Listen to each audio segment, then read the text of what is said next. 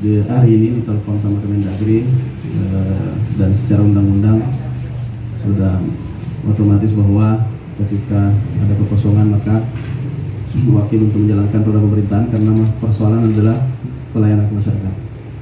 Saya secara pribadi terus terang luar biasa ini cobaan, termasuk penunjukan sebagai PLT adalah cobaan juga bagi saya, karena ini bukan pekerjaan yang mudah bagi semua orang.